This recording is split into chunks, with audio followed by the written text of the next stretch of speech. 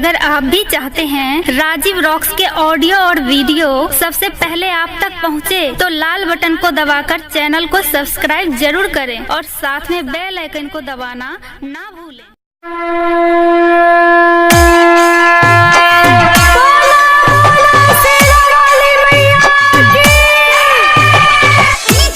चला सखी पूजन करे, चला सखी पूजन करे।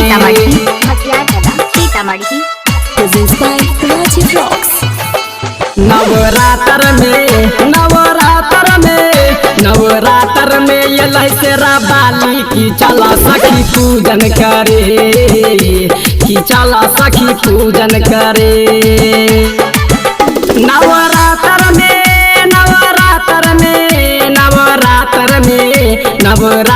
में ये लहसेरा बाली की चला सखी पूजन करे, की चला सखी पूजन करे। नवरात्र में ये लहसेरा बाली की चला सखी पूजन करे।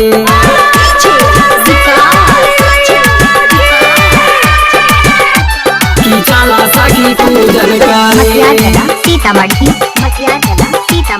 चला सखी पूजन करे।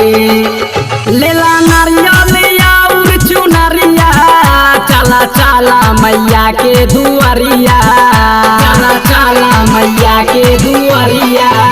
लेला नारियल और चुनरिया, चला चला मैया के दुआरिया।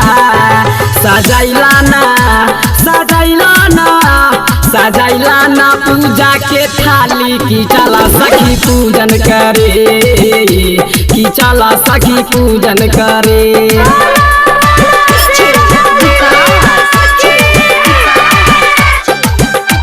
की चला सखी पूजन करे, की चला सखी पूजन करे। माई शक्ति के बाया बतार हो, महिमा बा माई के अपार हो, महिमा बा माई के अपार हो। माई शक्ति के बाया बतार हो, महिमा बा माई के अपार हो।